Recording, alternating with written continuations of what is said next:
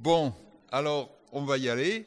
Donc Bernard Tabuteau, j'ai reconnu quelques têtes, apparemment, donc, parce que ça fait quelques années que je viens essayer de parler d'économie. Donc, je vais vous expliquer de quoi je vais vous parler. Mais de toute façon, je vous donnerai aussi la parole à la fin, hein, parce qu'il y a toujours des choses qui ne sont jamais complètement claires. Puis il y a besoin de discuter aussi sur un certain nombre de points. Donc j'ai choisi d'appeler la note que j'ai distribuée, là, ça vaut pour les 2 séances, aujourd'hui et la semaine prochaine. Le thème que je compte développer, c'est la question d'une double transition écologique et sociale. Et vous voyez, pour ceux qui ont la note, mais vous pouvez lire sur le voisin pour ceux qui ne l'ont pas, j'ai mis un point d'interrogation. Parce que, voilà, c'est bien l'enjeu de ces 2 conférences. C'est que les questions écologiques et sociales sont vraiment à l'ordre du jour de la période historique que nous traversons, mais va-t-on s'engager dans cette direction? Et ça, il y a quelques signes qui vont dans ce sens, et puis il y a des signes... parce que vous vous doutez bien simplement, spontanément, qu'une transition écologique et sociale, c'est un changement profond de modèle économique. Et donc, ce n'est pas une affaire simplement de quelques mois, d'un budget ou 2, c'est une affaire, disons, en gros, les économistes estiment qu'une transition écologique, sociale, c'est 10 ans, quoi. Et donc 10 ans de politique constante dans un certain nombre de directions. Donc cette question-là, comment je vais la traiter? Je la traite autour de... j'ai appelé ça des chapitres, de 3 chapitres. Le premier, c'est l'analyse des conséquences des crises sanitaires, économiques, et même, on pourrait rajouter maintenant, de la guerre ukrainienne, qui vient compléter les questions qu'on se pose. Donc l'analyse des conséquences de des crises sanitaires et écologiques, et on verra ces conséquences, elles mettent à l'ordre du jour ces questions écologiques et sociales. Ça, c'est le premier point. Le deuxième point, c'est, vous vous en souvenez sans doute, en 2020 ont été conclus à l'échelle de l'Union européenne, puis ensuite en France, ce qu'on a appelé des plans de relance. Donc ces plans de relance, c'est incontestablement, et j'expliquerai pourquoi, compte tenu de ce qu'étaient jusqu'à maintenant, ce qu'étaient au pluriel les politiques de l'Union européenne, c'est incontestablement un tournant. Mais ce tournant est encore fragile et très modeste. Donc il reste à confirmer. Ça, c'est le deuxième point. Et le troisième point que j'examinerai avec vous, c'est la question de la dette publique. Parce que la gestion de la dette publique, c'est un peu, en quelque sorte, une espèce de synthèse des politiques monétaires et budgétaires qui doivent être conduites de manière cohérente. Et donc, l'enjeu de la dette publique est crucial. Voilà. Donc, c'est un peu les 3 points que je vais examiner avec vous au cours de ces 2 séances. Alors, le point 1, les orientations d'une politique... vous me dites si à un moment donné, vous m'entendez pas. Les orientations d'une politique de transition écologique et sociale.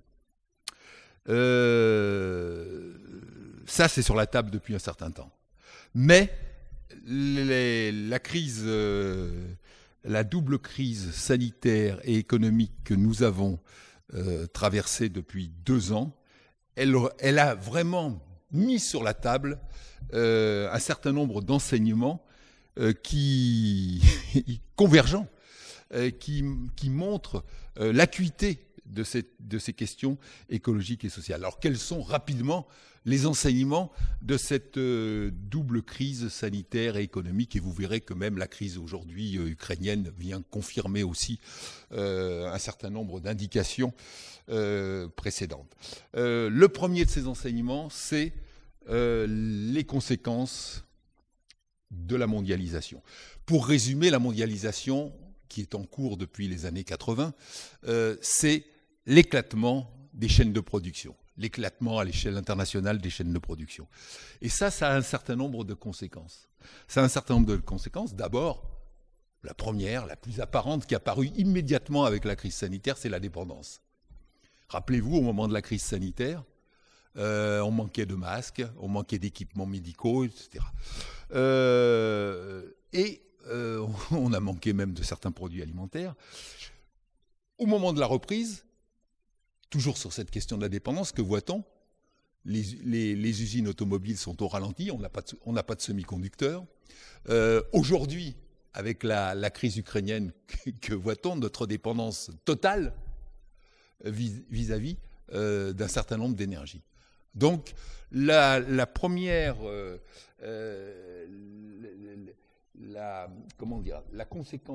première conséquence de la mondialisation, c'est la dépendance. Mais enchaîne avec, il n'y a pas que la dépendance, ça interroge aussi cet éclatement des chaînes de production à l'échelle internationale, ça interroge aussi notre modèle de consommation, c'est-à-dire des achats de produits à bas coût sans cesse renouvelés. Ça interroge aussi les lieux de production, et donc tout le cheminement que font ces marchandises qui viennent de l'autre bout du monde par paquebot entier, et donc émissions de gaz à effet de serre, atteinte à la biodiversité. Pourquoi? Parce qu'on a été s'approvisionner dans toute une série de régions du monde, et on a développé un modèle intensif, soja, élevage, huile de palme, etc., qui ont bousillé complètement la biodiversité. Vous avez entendu parler ces temps-ci de la crise possible du manque de céréales dans les pays d'Afrique. On a détruit toute la polyculture en Afrique. On a développé de la monoculture pour l'exportation dans un certain nombre de pays africains, et aujourd'hui, il n'y a pas de ressources propres. Donc, la question de la mondialisation productive telle qu'elle s'est déroulée, elle met en évidence tous ces problèmes. La dépendance, des lieux de production qui sont à l'autre bout du monde, etc. Donc ça, c'est le premier enseignement. Le premier enseignement, c'est l'éclatement de ces chaînes de production internationales avec leurs conséquences écologiques et sur la biodiversité. Le deuxième enseignement qu'on tire de ces crises sanitaires et économiques, je dis sanitaire et économique parce que l'économie s'est effondrée pendant toute une période de temps, c'est les vertus de l'État social. On redécouvre, au moment de cette crise, l'importance de l'État social. C'est-à-dire que l'État social, c'est tous les services publics, c'est les prestations, etc. C'est une avancée majeure du XXe siècle. Il n'y a pas toujours eu d'État social. Les systèmes de protection sociale ont été construits dans les pays de l'Ouest, aux États-Unis avec Roosevelt, dans les pays de l'Ouest européen pour la plupart. Après la guerre, c'est le cas de la sécurité sociale en France, etc. Et on redécouvre à ce moment-là l'importance de cet État social qui n'est pas un coût, comme on le traite depuis un certain nombre d'années. Dans le cadre de l'économie mondialisée, il faut presser les coûts pour être plus compétitif. Donc on redécouvre que l'État social n'est pas un coût, mais une ressource pour la société. C'est ce qui lui permet de tenir à un moment donné. Et d'ailleurs, cette formule, ce n'est pas un coût mais une ressource, rappelez-vous, c'est la formule qu'a employée Macron quand il nous a demandé de nous confiner, je ne sais plus, c'était le 15 mars ou 20 mars 2020. On redécouvre l'importance de cet État social. Et on l'a redécouvert d'autant plus fort qu'on a vu dans quel état se trouvait au moment les plus difficiles, l'hôpital public. Le troisième enseignement de cette double crise, c'est le surgissement, vous savez, de ce qu'on a appelé des travailleurs invisibles.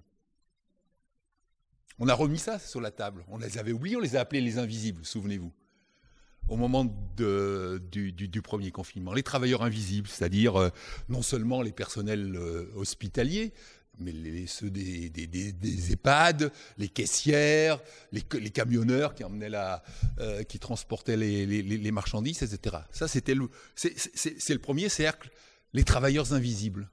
Voilà. Et on a découvert à ce moment-là qu'ils étaient complètement indispensables. On a découvert en même temps quel était leur niveau de rémunération. Et on a découvert en même temps le deuxième cercle. Le deuxième cercle, c'est tous les précaires. C'est-à-dire ceux qui travaillaient à temps partiel, ceux qui travaillaient au noir, etc. Et qui se retrouvent d'un coup sans rien. D'où les étudiants aussi. Et là, j'ai bien connu, j'ai vu. Parce qu'ils avaient tous des petits boulots, plus de petits boulots. Donc, on retrouve ces invisibles, ces précaires qui font la queue devant les banques alimentaires, etc. Et derrière cette question des invisibles, des précaires, se repose la question des inégalités. On ne l'avait pas oublié, il y a tous les travaux de Piketty, etc. Mais ça nous le refait toucher du doigt. Toutes les questions que j'énumère, elles étaient présentes dans la société. Mais là, de nouveau, on les a sous la main, Et ça, on a les invisibles, les précaires, mais en même temps, ce que nous dit la revue Challenge, qui n'est pas une revue gauchiste, entre 2010 et 2021, les 500 plus grandes fortunes françaises sont passées de 200 milliards à 1000 milliards en 10 ans. Donc la question des inégalités, elle est sur la table, et vous l'avez bien vu au moment des élections présidentielles. Le quatrième enseignement,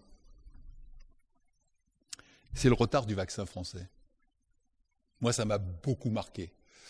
Je mets le retard parce que j'entends toujours dire qu'il va y avoir un vaccin français. Ça fait 2 ans qu'on en parle. Donc, je dis le retard.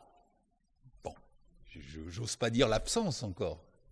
Je dis le retard du vaccin français, qui est pour moi le symptôme, à un moment donné, de l'insuffisance des dépenses de recherche-développement, spécialement dans le secteur de la santé. Il y a 2 indicateurs clés. Vous savez, c'est très simple pour mesurer ce poids des dépenses de recherche-développement. Il y a le poids lui-même du budget de recherche-développement par rapport au PIB, c'est-à-dire produit intérieur brut, c'est-à-dire la valeur de la production de la France, quand on la compare aux autres grands pays. Et donc on voit que globalement, le budget recherche-développement en France par rapport au PIB est un peu plus faible que dans les grands pays concurrents. Je pense Japon, je pense Corée du Sud même, je pense Allemagne, et il est même rattrapé aujourd'hui par la Chine. Et deuxième indicateur, les rémunérations du personnel de recherche-développement sont seulement de 60% de la moyenne des pays de l'OCDE en France. Donc, si vous voulez, à travers la rémunération, c'est aussi l'attrait pour les métiers de la recherche et du développement. Et donc, bien sûr qu'il faut faire attention de ne pas mettre un signe de correspondance directe entre les chiffres que je vous donne, aussi bien le retard salarial de la rémunération des chercheurs en France, ou bien le poids du budget de recherche-développement par rapport au PIB. Je dis qu'il ne faut pas mettre une correspondance stricte avec l'histoire du vaccin. Mais quand même, à un moment donné, il n'y a pas de mystère. Si vous ne dépensez pas dans la recherche et le développement, vous n'avez pas beaucoup de chances de trouver. La recherche-développement, il ne faut pas penser que c'est un enjeu où on gagne à tous les coups. Mais non. Sinon, les grands pays ne mobiliseraient pas autant d'argent dans la recherche. C'est bien parce qu'il y a des risques.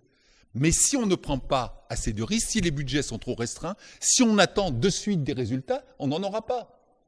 Donc je pense que cette question-là, dans le pays de Pasteur, quand même, la recherche scientifique en France, ça a toujours été quelque chose de relativement marquant dans notre histoire. Donc pour moi, c'est un symptôme. Voilà. Et puis, le dernier point, il y en aurait d'autres, hein, j'ai retenu 5 points marquants. Le dernier point, c'est l'accélération du capitalisme numérique et la toute-puissance des GAFAM. Les GAFAM sont les grands gagnants de cette double crise. Ils sont les grands gagnants, rappelez-vous, hein, ça les a propulsés en avant. Le travail en distanciel, le commerce en ligne, les cours en ligne. Donc voilà, ça a encore accru leur poids dans l'ensemble du monde capitaliste. Et ils imposent, aujourd'hui ils ont une telle puissance, il n'y a qu'à voir leur capitalisation boursière, hein, pendant les 2 années de crise. Ça impose aujourd'hui des initiatives des États, non seulement pour les contrôler un peu plus rigoureusement sur le plan fiscal, parce qu'il faut... C'est pas un secret de polichinelle, ils ne payent pratiquement aucun impôt. Mais aussi pour réguler leur mode de fonctionnement, parce qu'ils estourbissent complètement la concurrence. Toutes les entreprises qui vont sur les plateformes, à tout moment, elles peuvent se faire piquer leurs clients. Et puis, vous voyez bien aussi qu'il faut absolument, au moins au niveau de l'Union européenne, les réguler sur le plan de la liberté d'expression. Moi, je suis très inquiet quand je vois que Twitter est racheté par un Elon Musk. Hein, parce que là, il n'y a aucun contrôle du bien fondé de telle ou telle affirmation. C'est la foire d'empoigne sur les réseaux sociaux. Donc, les GAFAM sont les grands gagnants du monde capitaliste de la crise, et ça induit des obligations pour les États. Voilà, ça c'est les enseignements. Alors, ces enseignements-là, eh bien, ils mettent sur la table de manière extrêmement, je dirais, concrète, les enjeux d'une double transition, et les enjeux et la nécessité d'une double transition écologique et sociale. Et quand je parle, donc je vais essayer de vous en donner les points marquants, mais vous verrez, ça n'a rien de révolutionnaire, c'est des choses absolument évidentes. Mais ce que je vais vous montrer, c'est que ces enjeux-là, ils ne signifient rien s'il n'y a pas en même temps des politiques monétaires et budgétaires qui permettent de traiter ces enjeux.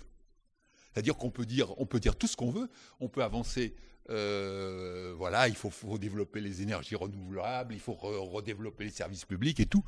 Mais si il n'y a pas les moyens budgétaires et la politique monétaire qui va avec, tout ça c'est du vent.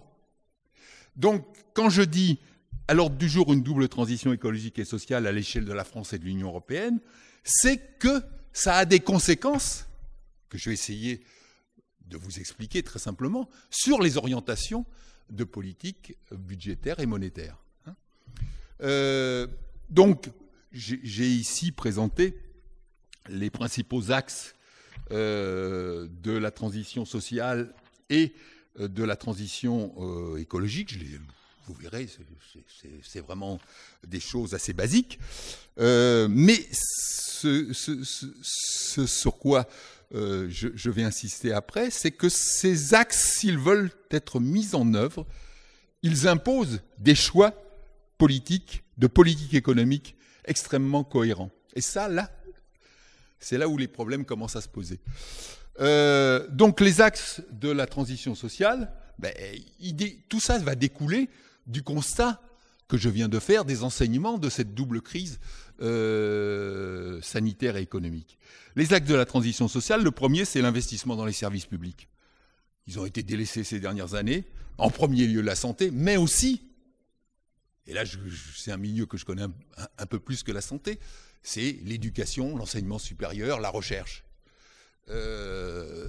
Et donc, parce que l'investissement dans ces services-là, c'est non seulement la garantie d'un bien-être social, d'un équilibre social, mais c'est en même temps la base de nos innovations futures.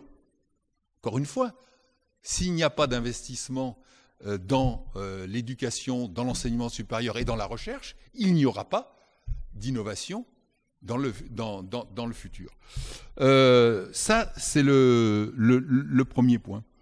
Le deuxième point, là je suis dans la transition sociale, c'est une politique de réduction des inégalités. Les inégalités, mais si vous ouvrez n'importe quel ouvrage de Piketty, elles explosent. Elles explosent. Je vous ai parlé tout à l'heure des invisibles, je n'ai pas donné de chiffres, ce n'est pas le lieu, mais elles explosent. Et donc, réduire les inégalités, ça implique une série d'objectifs qui sont liés les uns aux autres. Premier objectif, une politique salariale dans les secteurs clés pour garantir leur capacité d'attraction, éviter la fuite des cerveaux. Donc là, un petit peu plus loin, je traiterai qu'est-ce qu'on peut penser du Ségur de la santé, qui se voulait être un rattrapage. Je vous ai dit tout à l'heure, dans le domaine de la santé, il y a un problème évident de salaire. On le voit bien aujourd'hui, ils n'arrivent pas à recruter. Mais alors, je ne vous dis pas au niveau de la recherche dans le secteur de la santé. Si vous avez des salaires qui sont 60% de la moyenne de l'OCDE, vous n'arriverez pas à attirer en France des chercheurs de haut niveau. Donc, il faut une politique salariale dans les secteurs clés. Il en faut aussi, bien sûr, dans la base, dans l'éducation, etc. Le deuxième objectif, c'est il faut revaloriser les minima sociaux. Ça apparaît, mais de manière absolument cruciale pendant toute cette campagne, les minima, le SMIC, le RSA, etc. Et j'ai mis aussi, il faut une garantie d'emploi. Et je vais insister 2 secondes sur cette question de la garantie d'emploi. La transformation écologique et sociale que nous allons vivre, si nous la menons à bien pendant la décennie qui vient, elle va entraîner des bifurcations, des transformations d'emplois dans un certain nombre de secteurs qui sont colossales. Pensez simplement au secteur de l'automobile. Le secteur de l'automobile, quand on passe d'un véhicule thermique à un véhicule électrique, ça n'a rien à voir. Donc, comment voulez-vous... D'abord, première question. Pourquoi les ouvriers, les employés qui sont aujourd'hui dans le secteur automobile au sens large, c'est-à-dire à la fois les constructeurs et les sous-traitants, pourquoi, eux, seraient-ils demain les victimes de la transition écologique et sociale nécessaire?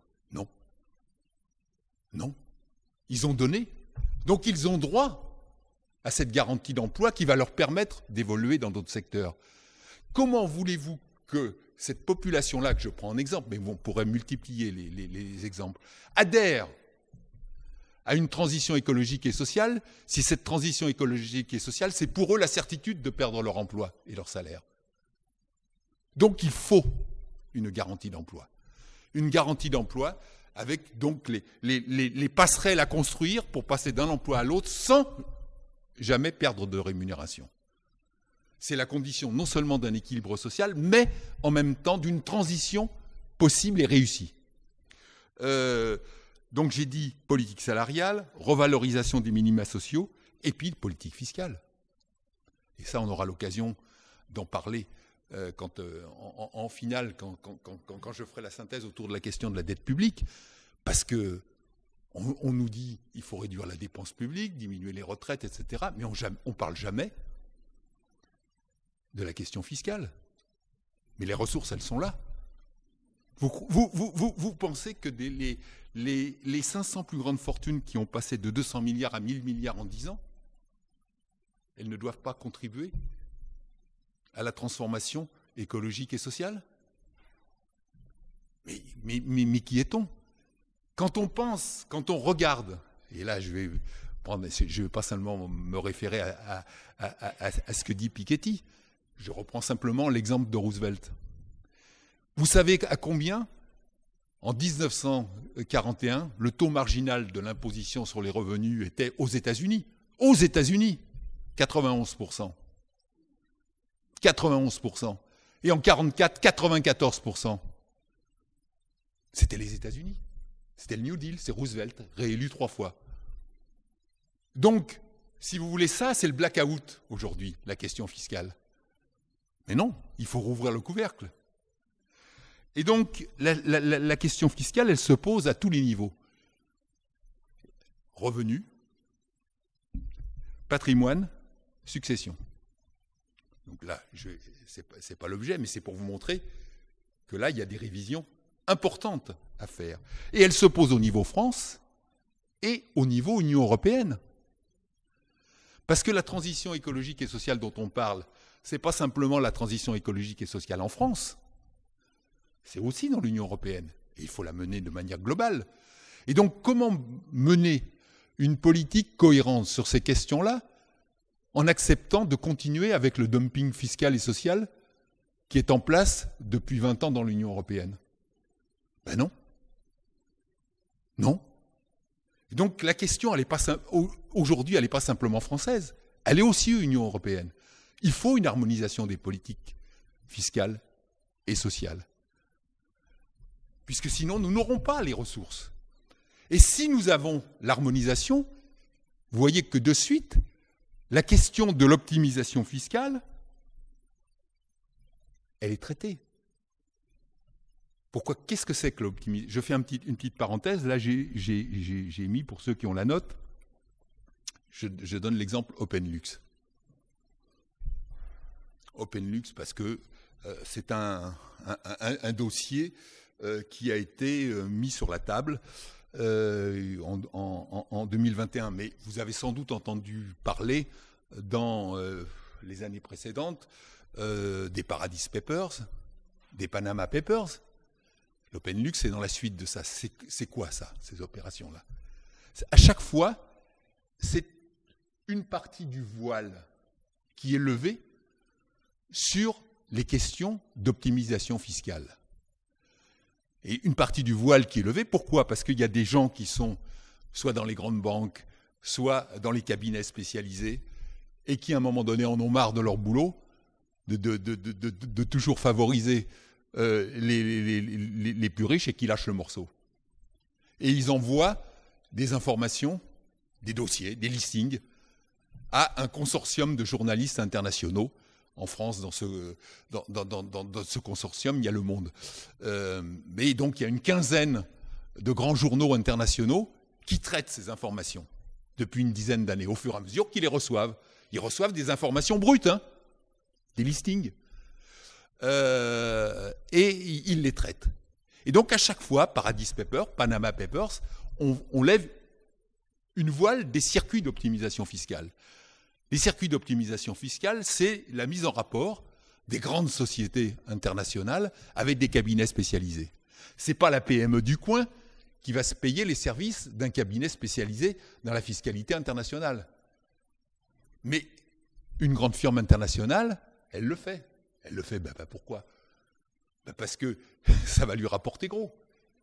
Ces cabinets sont spécialisés dans l'étude de la fiscalité des différents États. Donc, ils savent exactement quelles sont les failles qui permettent légalement de faire de l'évasion fiscale.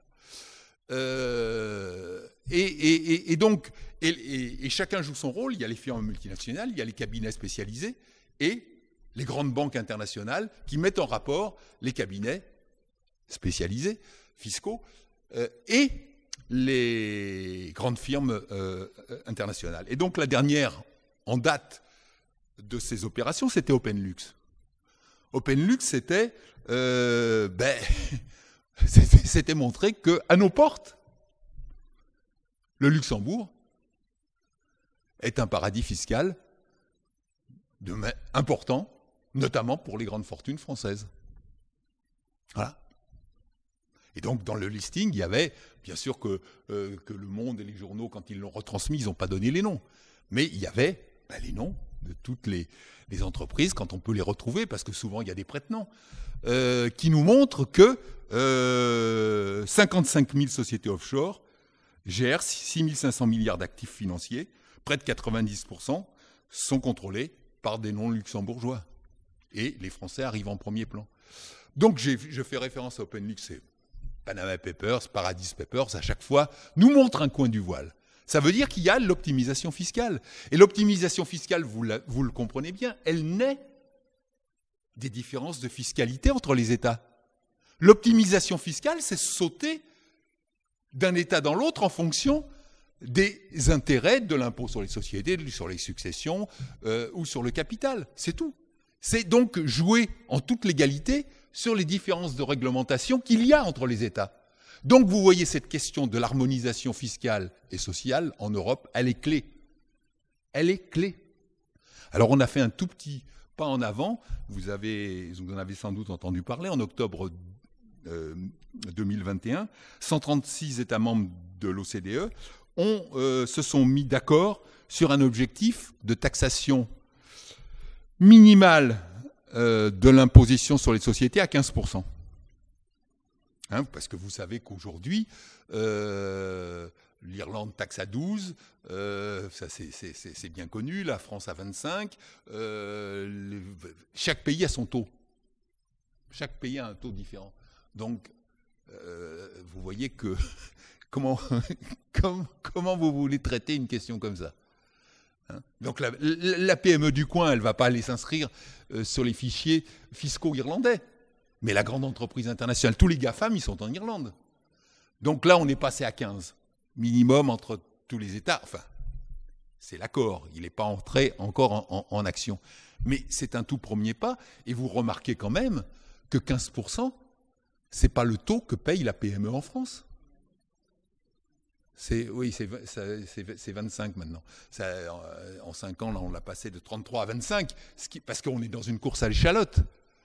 Le problème, vous voyez, c'est que les États courent les uns après les autres, mais dans le sens de la baisse, pour essayer de retenir au maximum leur base fiscale. Donc là, il y a une question clé. Donc je vous le dis, là, pour ceux qui ont la note, FMN, c'est firme multinationale.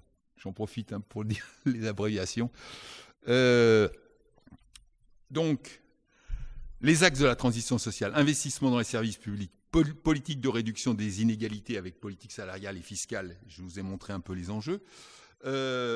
Harmonisation, bien sûr, des législations, on va y revenir, vous voyez que c'est des questions qui sont faciles à énoncer sur le papier. Mais quand je dis harmonisation fiscale et sociale à l'échelle de l'Union européenne, vous sentez tout de suite le problème. Bon. On en reparlera. Et puis le dernier point de la transition sociale, c'est la participation accrue des salariés dans les instances de direction. Je n'ai pas le temps de développer, je veux juste vous faire une remarque. Depuis le lendemain de la guerre, dans les entreprises allemandes de plus de 500 salariés, il y a la moitié des salariés qui sont au conseil d'administration. Et quand vous regardez les politiques de délocalisation des grands groupes en France et en Allemagne, vous voyez tout de suite la différence. Volkswagen n'a pas délocalisé comme l'ont fait Renault et PSA. Pourquoi ? Parce qu'au conseil d'administration, même s'ils n'ont pas la voix déterminante en dernier ressort, les salariés font entendre leur voix. Ils font entendre leur voix. Quand il s'agit de délocaliser, ils gueulent. Et donc, les dirigeants, ils ont intégré. Ils ont intégré cette histoire. Et je dis, si on veut réussir une transition écologique et sociale, il faut embarquer tout le monde. Et on n'embarquera pas tout le monde sans qu'il y ait des nouveaux droits pour les salariés. J'ai parlé de la garantie d'emploi, mais j'ai parlé de leur présence dans les conseils d'administration. Donc ça, c'est les grands axes de la transition sociale. Les axes de la transition écologique, là aussi, je veux dire, quand je vais les énoncer devant vous, vous allez dire, bah oui, c'est évident. Investissement massif dans les économies d'énergie. Donc, que ce soit le logement, la relocalisation d'un certain nombre d'activités, et surtout éviter à l'avenir de délocaliser à tout va comme on l'a fait depuis 30 ans, la promotion des transports collectifs, etc. Notamment, regardez, aujourd'hui, au cours de ces 20 et 30 ans, on a réduit à quasiment moins de 10% le fret ferroviaire dans l'ensemble des transports. Or, le fret ferroviaire est 10 fois moins polluant que la route et 6 fois moins consommateur d'énergie. Donc il y a du boulot. Il faut remettre en cause l'éclatement des chaînes de valeur au niveau mondial. Donc ça, c'est la révision progressive d'un certain modèle productif qui est conduit, encore une fois, sur la concurrence généralisée à l'échelle du monde. Le développement d'une agriculture raisonnée ou bio, et bio, les deux, raisonnée c'est un peu plus soft, disons, mais en tous les cas, il y a l'agriculture intensive qui est très fortement dépendante de l'énergie, des engrais et des pesticides. Il va falloir que ça bouge, sinon il n'y aura pas de transition écologique et sociale. Faut être clair, il faut être clair. Donc là, c'est toute la question de la politique agricole commune qui est posée.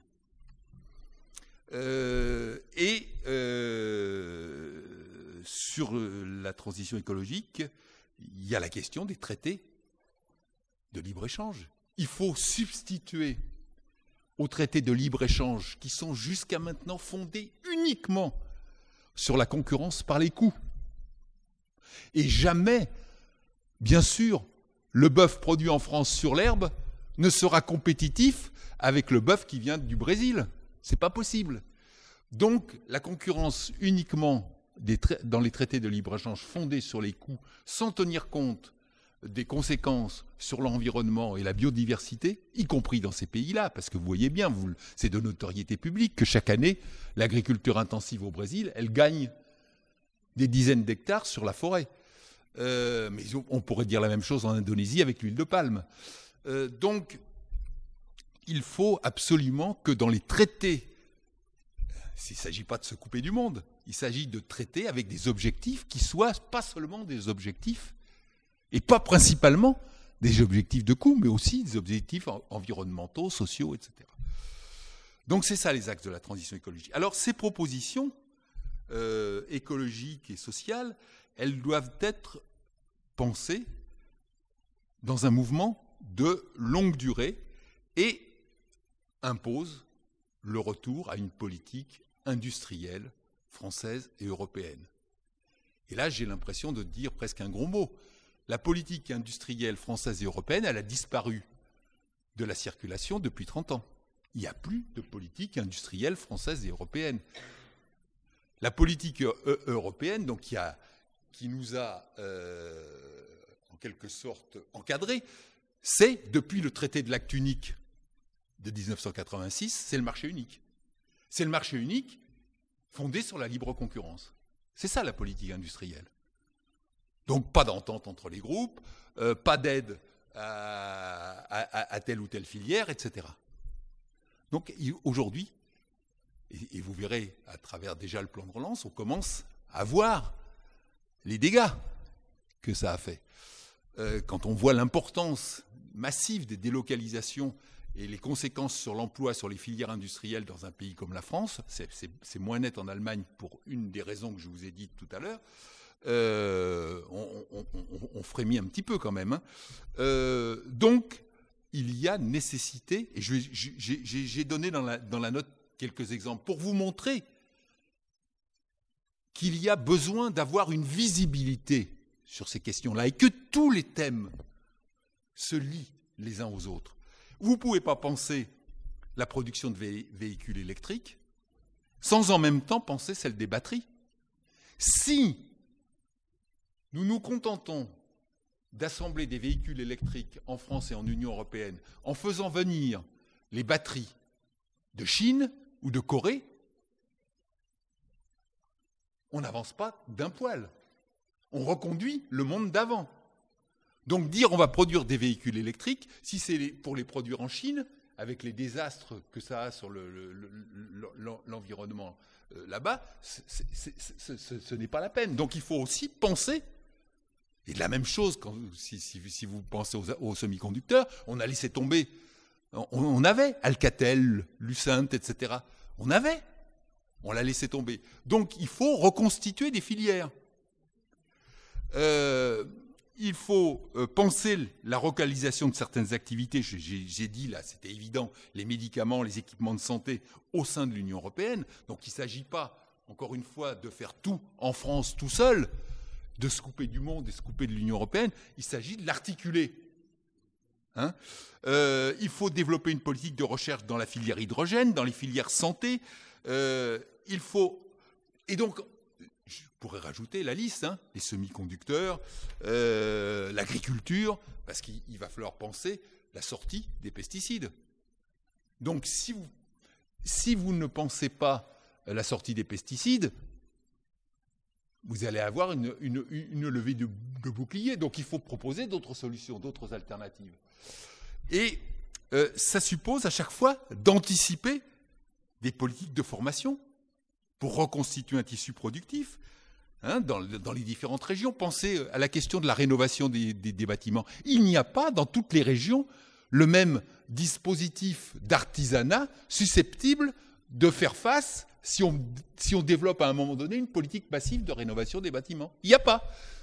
C'est très inégal selon les régions. Donc il faut développer une politique de formation.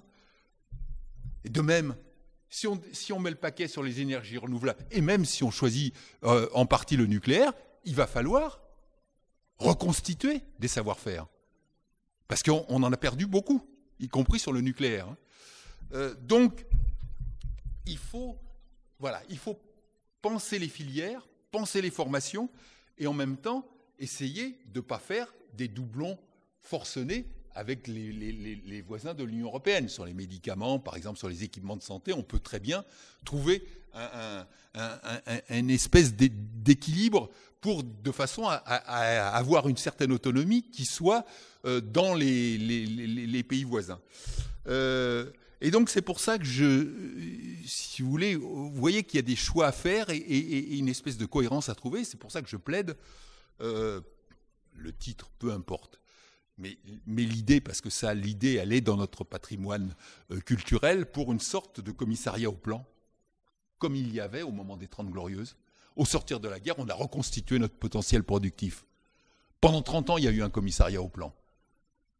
C'était pas le Gosplan. Mais il construisait une cohérence entre les différents acteurs sociaux et les territoires.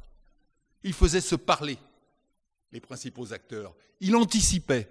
Et c'est ça qu'il faut que nous fassions avec un élément supplémentaire aujourd'hui, qui est la cohérence à trouver avec les voisins de l'Union européenne. Par exemple, sur les filières hydrogène, semi-conducteurs, il est totalement exclu, y compris sur le plan financier, de faire ça tout seul.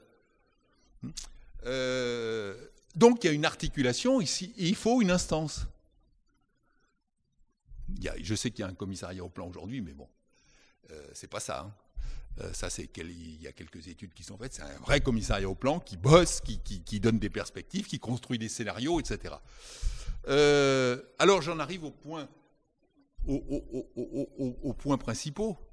C'est les politiques budgétaires et monétaires qui sont en cohérence, qui doivent être en cohérence avec ces axes-là. Parce que même en les listant comme on l'a fait là, vous voyez bien que ça va nécessiter des investissements extrêmement lourds dans un certain nombre de domaines. Extrêmement lourds. Et lourds dans la durée. On ne change pas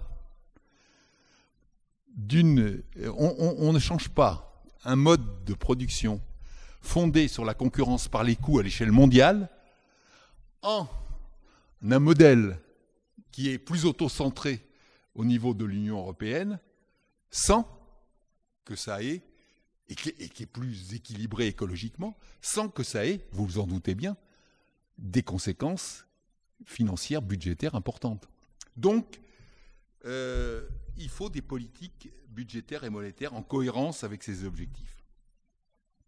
Alors, je vais dire 2 mots de ces politiques. Là aussi, 2 mots.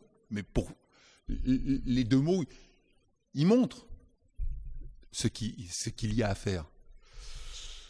La politique budgétaire, c'est le soutien prolongé aux investissements. Prolongé. Et c'est pour ça que tout à l'heure, dans le chapitre 2, je vous parlerai des politiques de relance qui ont été construites à l'échelle, les plans de relance qui ont été fabriqués à l'échelle France et Union européenne. C'est très bien. Il y a plein de choses positives. Mais c'est 2 ou 3 ans. Donc, qu'est-ce qu'il y a derrière? Si c'est juste un petit galop pour sortir l'économie du trou où elle était, ça ne sert à rien. Ça ne sert à rien. Donc, il faut que ces investissements soient prolongés dans la durée. Politique d'un soutien prolongé aux investissements. Une fiscalité minimum de l'impôt sur les sociétés pour les firmes multinationales, et si possible plus élevée que ce qu'on a construit jusqu'à maintenant, pour éviter les questions d'optimisation fiscale et pour rapporter des ressources aussi. Une progressivité fiscale accrue sur les revenus et les patrimoines. Je vous ai cité tout à l'heure comme ça l'exemple de Roosevelt, vous pouvez aller vérifier, c'était les États-Unis, et c'est resté le taux marginal de l'impôt sur les revenus, il était à 95% à 44%, il a baissé un peu à la Libération, mais il est resté à 70% jusqu'aux années 80. Et dans la décennie 80, avec l'arrivée de Reagan au pouvoir, il a baissé de moitié. Et on est rentré dans le cycle de la concurrence fiscale et sociale, etc. Donc il faut, la politique budgétaire, c'est à la fois des dépenses, des investissements, et c'est en même temps une politique fiscale. Puisque cette politique budgétaire, elle se passe en France et en Union européenne, il va falloir réformer les règles du calcul du déficit budgétaire à l'échelle de l'Union européenne.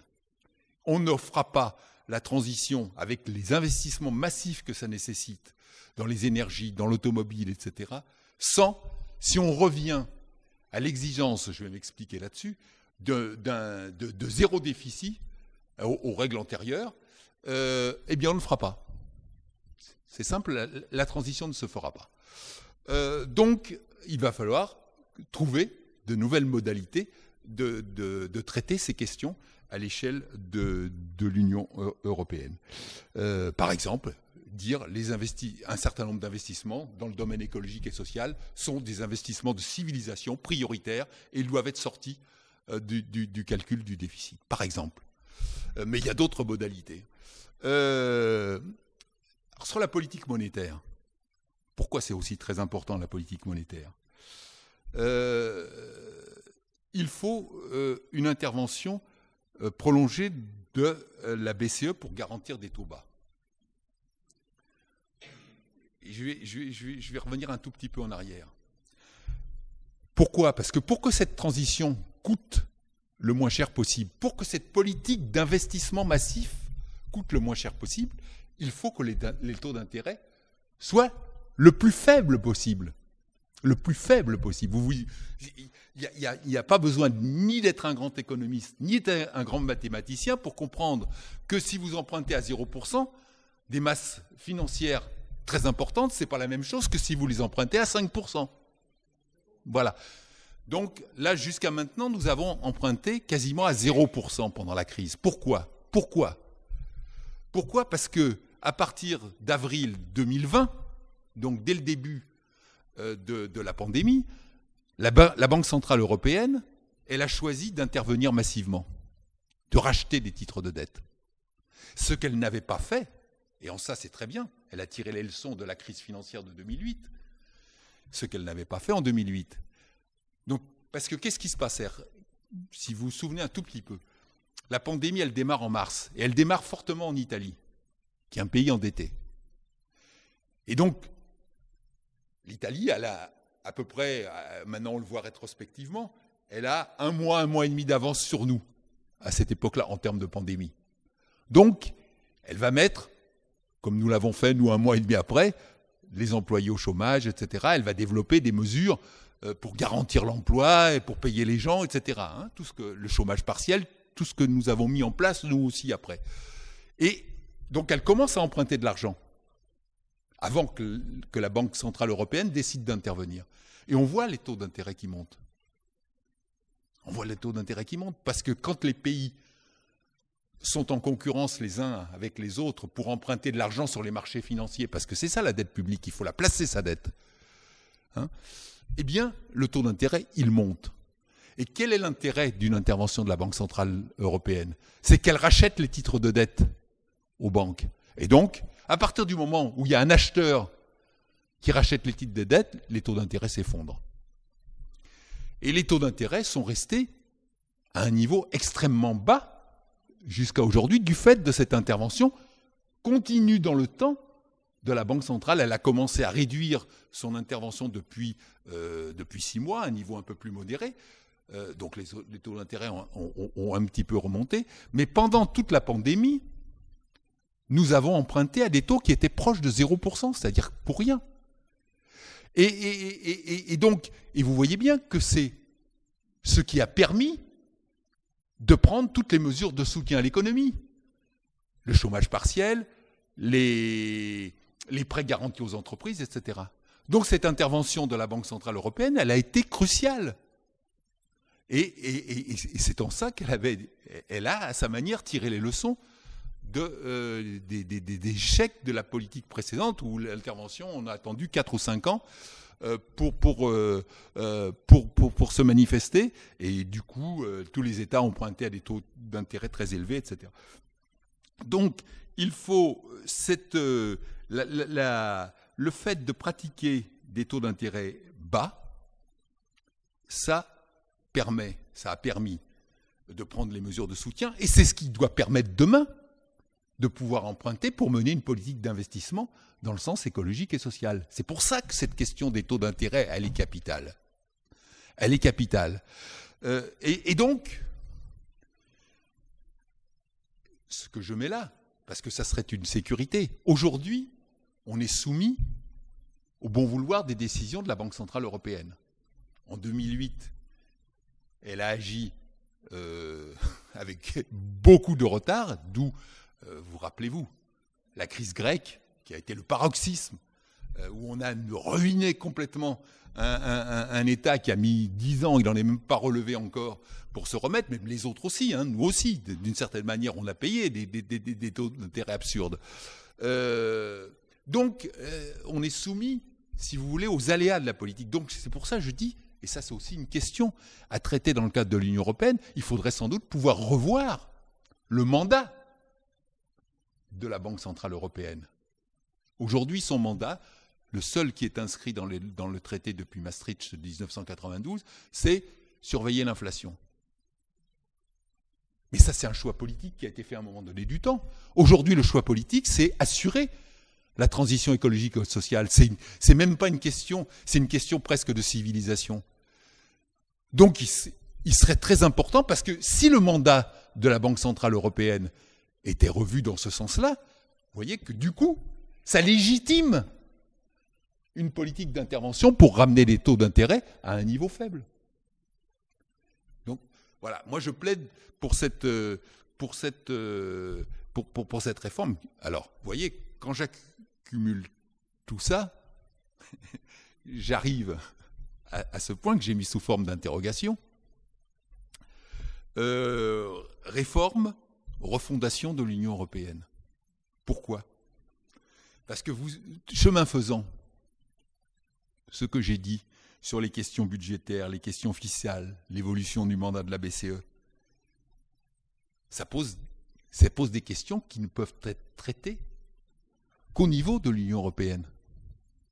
Le mandat de la BCE, les politiques budgétaires avec la réforme des règles du déficit, ça se traite. Et moi, la question que j'ai, et à la limite, je vous la livre parce que je n'ai pas la réponse, ou plutôt, je pense que, tel que je la vois fonctionner, et je vous donnerai tout à l'heure l'exemple de la manière dont a été conclu le plan de relance européen, Je pense que sur ces questions essentielles-là, de politique budgétaire et monétaire, le consensus à 27 est impossible. Tout à l'heure, on pourrait y revenir dans la discussion. Ça, c'est vraiment... Là, je suis plus... Ce que j'ai mis sur la table jusqu'à maintenant, c'est des points extrêmement importants que je peux justifier.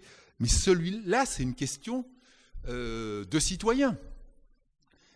Moi, tel que je vois fonctionner l'Union européenne, je dis, trouver sur ces questions clés un consensus à 27, je n'y crois pas. Mais en même temps, et vous voyez, c'est toute la contradiction de l'époque, toute la difficulté de l'époque, c'est que je ne crois pas que tous ces enjeux-là, et je vous l'ai montré suffisamment chemin faisant, puissent se traiter à l'échelle de la France toute seule. Bien sûr que non. Donc je ne suis pas en train de vous dire, si l'accord à 27 n'est pas possible, on sort de l'Union européenne. C'est pas du tout, je ne pense pas ça du tout. La preuve, sinon je n'aurais pas énoncé à tout moment, il faut revoir le mandat, il faut développer une politique d'investissement, il faut trouver une cohérence avec... Voilà, je pense tout ça.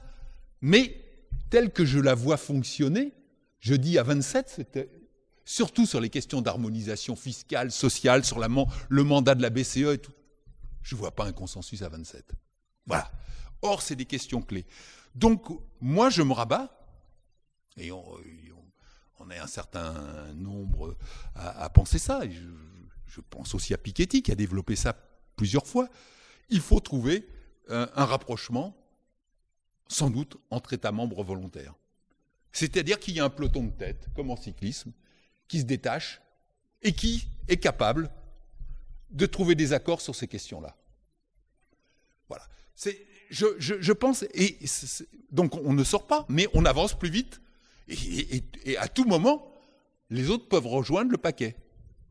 Sinon, je pense que ça sera bloqué pour un moment. Et on passera à côté d'échéances. Plus on retarde, vous voyez bien, plus ces questions écologiques, sociales se poseront avec acuité. Elles risquent de devenir même explosives. Donc, il faut trouver d'autres modalités. Et vous savez, déjà, les traités permettent ce qu'on appelle la coopération renforcée. Ça n'a jamais été utilisé. Mais c'est sans doute le moment enfin, je ne sais pas s'il faut se mettre sous le label coopération renforcée, mais je pense qu'il faut avancer entre un certain nombre d'États enfin, peut-être qu'on pourra y revenir dans la discussion. Je serais intéressé d'avoir votre opinion, puisque là, si vous voulez, sur des questions d'enjeux économiques et sociaux clés, on est confronté à un problème de citoyens. Qu'est-ce qu'on fait dans le cadre de l'Union européenne? Et comment on avance? Tant qu'il s'agit de dire la concurrence, ça suppose simplement de regarder les choses. Mais quand il s'agit de mener une politique proactive, à ce moment-là, il faut se mettre d'accord. Et là, ça change tout. Et y compris sur la question du plan de relance qui dérogeait aux pratiques antérieures, je vais en parler dans un instant, ça n'a pas été facile de trouver un consensus. Mais sur des questions autrement plus importantes que le mandat de la BCE ou des investissements prolongés ou la dérogation aux fameux équilibres budgétaires, ça sera une autre paire de manches. Par contre, il y a sans doute un certain nombre d'États qui sont prêts à avancer. Voilà, ça c'était le premier point. Le premier point, donc, c'était la question de la transition écologique et sociale qui est à l'ordre du jour, et quelles implications budgétaires et monétaires cette transition écologique et sociale, elle suppose. Bien. Le deuxième point, c'est les politiques de relance qui ont été construites au cours des 2 dernières années, et j'ai mis un tournant à confirmer. C'est-à-dire qu'effectivement, il y a eu un tournant. Alors, je vais m'expliquer d'abord sur le tournant. Pourquoi cette politique de relance, dont je vais parler dans un instant, elle représente un tournant par rapport à ce qui a été fait dans l'Union européenne dans les décennies précédentes. Et notamment, ce qui a été fait après la crise financière de 2008. Quelle était la politique qui a été conduite après la crise financière de 2008? Rappelez-vous, Rappelez-vous, nous avons adopté, en 2012, un nouveau traité qui s'appelle le traité sur la stabilisation, je donne le titre exact, le traité sur la stabilisation, la coordination et la gouvernance. 2012, c'était un durcissement du pacte de stabilité et de croissance qui existait depuis 1997 et même depuis Maastricht, en gros. Et donc, qu'est-ce qu'il disait ce traité? Ce traité, rappelez-vous, discuté avec Sarkozy, conclu avec Hollande, puisque c'était 2012, au moment de la transition des... Qu'est-ce qu'il disait, ce traité? Il disait retour dans les 2 ans, alors que nous venions de vivre une crise financière inconnue depuis 1929, la fameuse crise des subprimes, avec toutes les conséquences que ça a eues sur le système financier international, retour dans les 2 ans aux équilibres budgétaires. Et examen, pour être sûr qu'on repartait sur ces bases-là dans chacun des États, examen des projets de budget par la Commission européenne. C'était ça le traité de stabilité de 2012. Et la mise en œuvre de ce traité, donc si on disait retour à l'équilibre budgétaire dans les 2 ans, ça voulait dire, et c'est ce qui a été fait, à des degrés divers selon les États, réduction, ça s'est traduit par une réduction des dépenses publiques, et donc une récession, puisque en plus, si vous voulez, quand vous restreignez les dépenses publiques dans tous les États, comme les États en plus sont clients les uns des autres, les récessions se trouvent entraînées dans un phénomène cumulatif. Et donc on a mis 10 ans pour retrouver, ce n'est qu'en 2017 que les pays de l'Union européenne ont retrouvé le niveau de PIB de 2007 avant la crise financière.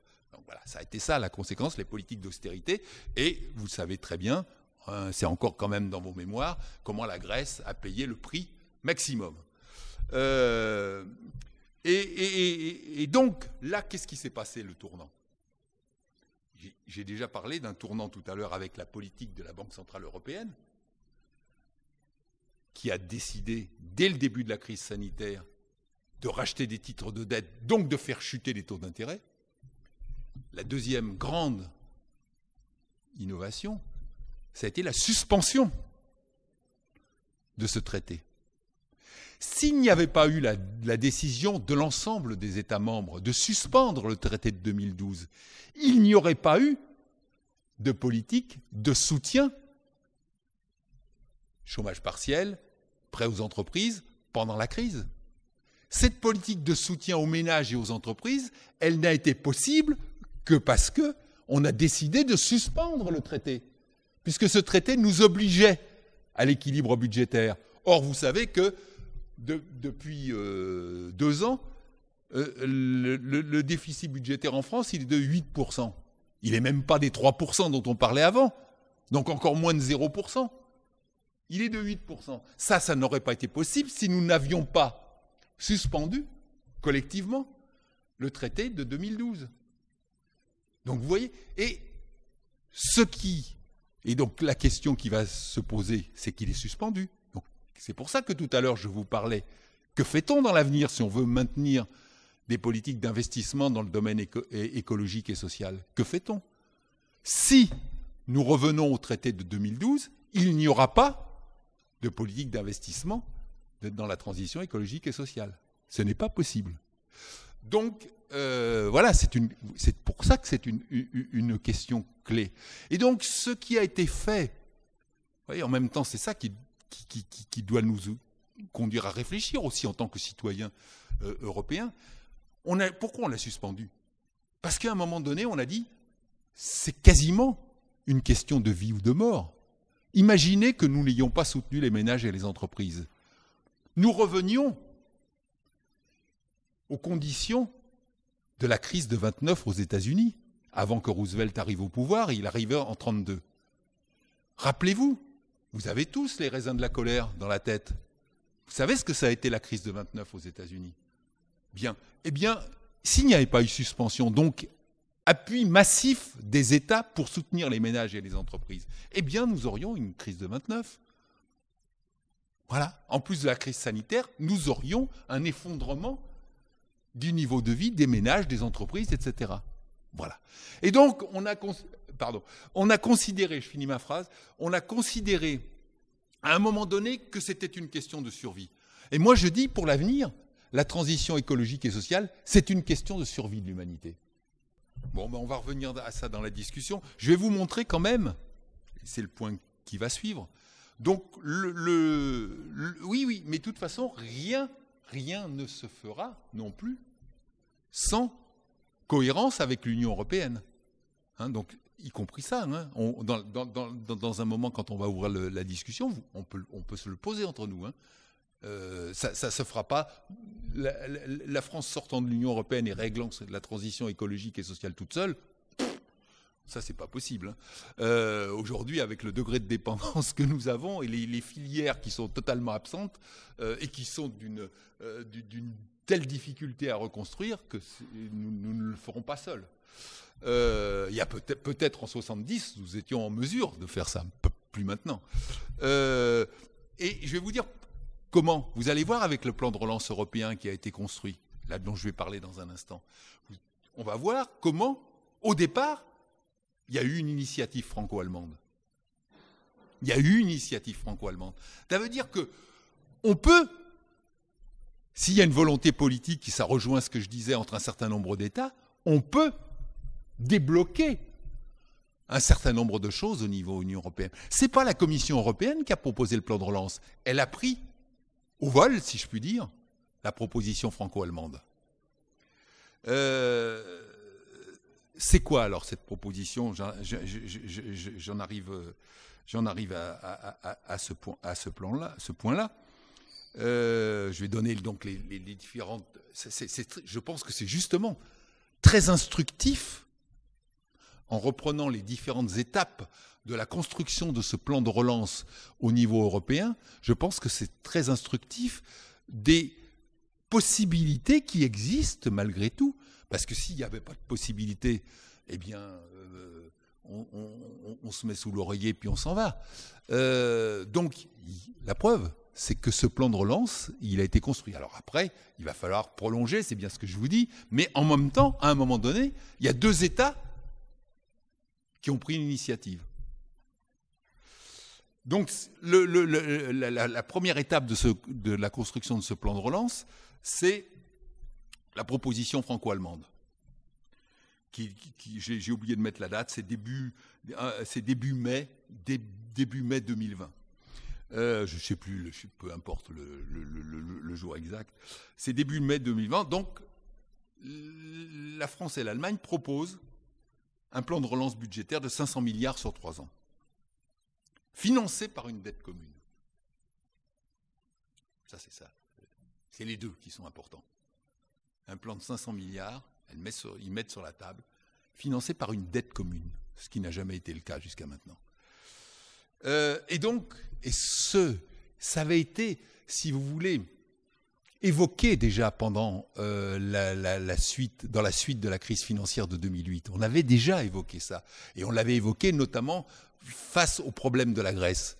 Et c'est l'Allemagne qui avait à l'époque bloqué. Je ne sais pas si vous avez quelques souvenirs de cette époque-là, avec le ministre des Finances, vous vous souvenez, il était assez emblématique de la rigidité allemande de l'époque. Ça a été d'ailleurs traduit dans un film, je ne sais plus qui, est le metteur en scène de ce film, qui est sorti il y a 2-3 ans, ces négociations avec la Grèce. Mais ça n'avait pas pu être mis en œuvre et l'Allemagne avait bloqué. Là, justement, elle accepte puisque c'est une proposition commune franco-allemande. Et donc, il y a une forte évolution de l'Allemagne. Et j'ai cité, pour vous montrer quand même, à un moment donné, le tournant politique qui a été pris par l'Allemagne à ce moment-là.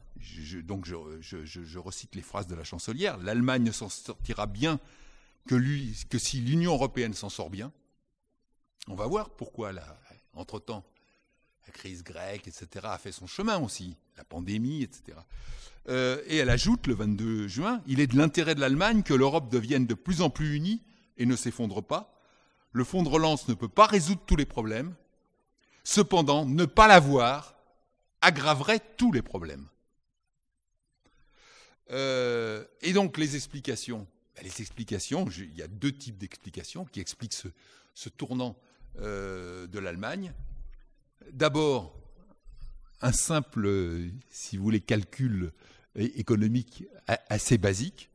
Le maintien de l'équilibre budgétaire à tout prix dans une situation où les taux d'intérêt sont extrêmement faibles, parce que nous, je disais, la France a emprunté quasiment à 0% pendant 2 ans, mais l'Allemagne, à certains moments, a emprunté même à des taux d'intérêt négatifs. C'est-à-dire qu'on lui donnait de l'argent pour, très peu, hein, mais pour emprunter. Et donc, vous voyez qu'un calcul économique, à partir du moment où le niveau du taux d'intérêt est inférieur au taux de croissance de l'économie. Si vous avez un taux d'intérêt, admettons, je vous donne pour que vous compreniez bien, à 1%, et que votre économie, elle croît à 3%, eh bien la charge du montant des intérêts diminue dans votre budget. Donc, c'est ce point clé qu'il faut avoir en tête, c'est que le taux d'intérêt doit toujours être inférieur au taux de croissance de l'économie, puisque ça diminue votre charge d'intérêt. Voilà. Et vous voyez bien l'enchaînement des deux choses, c'est que si vous relancez l'activité économique avec de l'investissement, vous allez à augmenter votre taux de croissance. Et si vous avez une politique monétaire qui reste cohérente, avec des taux d'intérêt faibles, eh bien vous avez une charge d'intérêt qui vous permet de soutenir dans le temps votre politique d'investissement. Et ça, la chancelière, qui est une scientifique, elle a très vite compris, au début de la pandémie, qu'avec des taux d'intérêt à 0, c'était une stupidité de ne pas faire de la relance et de l'investissement. Voilà, ça c'était le premier argument. Et le deuxième argument, c'est qu'au fil du temps, elle a vu aussi, elle a compris, que les économies des États membres de l'Union européenne étaient de plus en plus interconnectées entre elles. Beaucoup de sous-traitants des grandes entreprises allemandes sont soit dans les pays de l'Est, soit dans l'Italie du Nord. Donc, et quand vous voyez la filière aéronautique, qui est une filière aéronautique essentiellement franco-allemande, vous avez des sous-traitants qui sont dans les différents pays de l'Union européenne.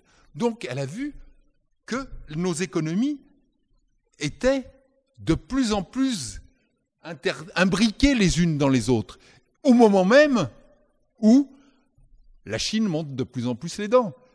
Donc, où il faut cette solidarité de fait, où il faut l'encourager et sans doute la développer. Donc, il y a eu les deux éléments. Le calcul basique, j'ai des taux d'intérêt qui sont quasi nuls, donc investir ne me coûte rien. Et donc, ce serait une stupidité de ne pas le faire. Et le deuxième élément, c'est la prise de conscience que nos économies européennes sont de plus en plus interconnectées les unes dans les autres. Donc, il y a cette initiative franco-allemande avec un projet de 500 milliards d'investissements sur 3 ans, avec une dette commune. Je vais y revenir sur... Donc, qu'est-ce que ça veut dire ? Maintenant, je viens au contenu de la proposition franco-allemande.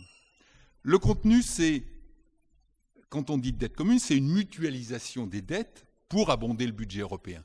Qu'est-ce que ça veut dire, mutualiser les dettes ? Ça veut dire que ce n'est pas chacun des États qui va emprunter, c'est l'Union européenne qui emprunte et c'est l'Union européenne qui rembourse. Ce n'est pas chaque État membre.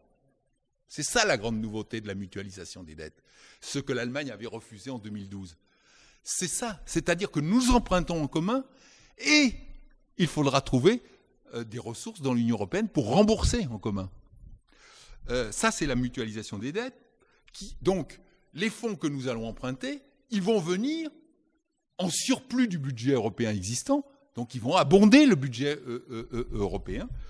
On verra dans quelles conditions. Donc ça se traduit par une augmentation des transferts. Cet emprunt, il va être transféré selon des montants variables aux différents États. Et l'autre proposition qu'il y avait dans le projet initial franco-allemand, une Union européenne de la santé, parce qu'on avait très mal vécu le fait, dans les différents États européens, de se retrouver sans masque, sans respirateur, au moment de la pandémie. Donc on a dit sans médicaments basiques, puisque tous les principes actifs sont délocalisés en Chine ou en Inde. Donc on a dit il faut au moins sur un certain nombre d'éléments de base, d'équipements, de produits pharmaceutiques, de masques, etc., il faut une Union européenne de la santé.